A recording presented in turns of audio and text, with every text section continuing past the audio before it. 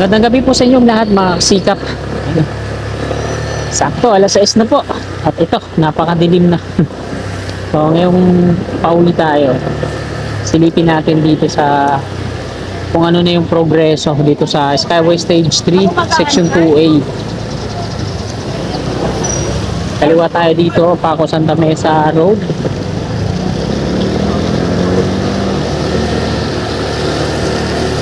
Yan, shout out sa mga kasikap natin, pauwi na rin. Yan, lakas na ng ulan. Sana hindi lumabo yung camera natin, makunan natin dito ng update. Yan. Padre Jacinto Zamora Bridge.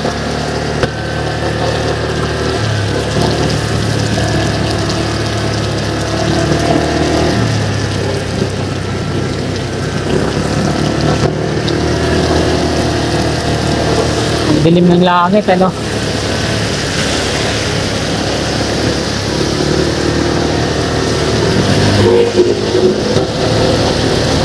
Ang sarap magtrabaho ngayon kasi hindi mainit, kaya tuloy-tuloy yung construction na ginagawa nila dito. Ay di natin masisilip yung yan sa ano, kaliwa.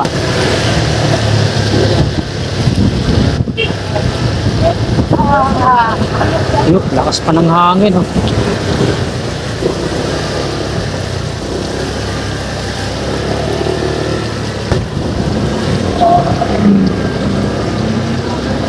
Ayan, nandito na tayo sa may Santa Mesa. Ayan, binakuran nila na ang concrete barrier dito. Tapos ayan na yung support para sa platform na gagawin. Para sa coping beam. Ayan. Ito na, no? Pati dito sa kaliwa, meron na rin support. Tapos dito sa kanan, platform na yung bubuuin na next gen.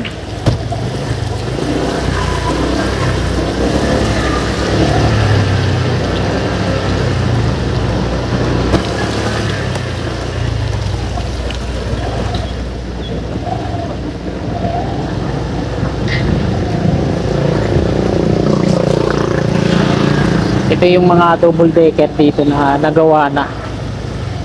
Lima yan, ano? So, kailan kaya nila install tong mga steel girders na nandito? Dami na yan.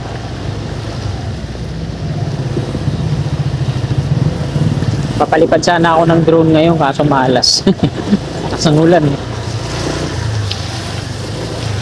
Kaya pinalat.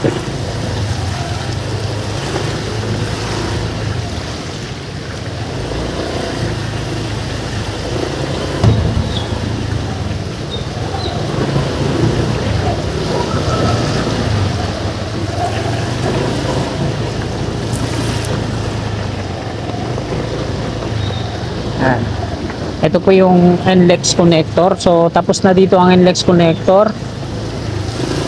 Yung section 2A na lang ng Skyway yung hindi pa. Ito yung on ramp, off ramp.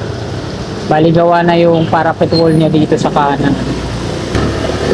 Pero dun yung mga reverse pa lang dun sa kaliwa na itong viaduct na off ramp.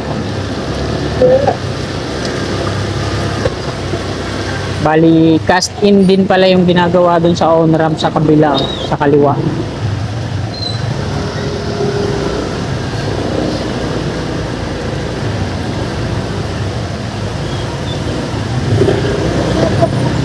Yun, oh, lalo pang lumakas.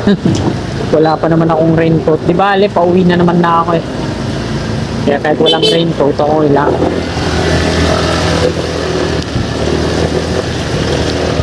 Kailangan natin tayong makalagpas dito sa may Espanya.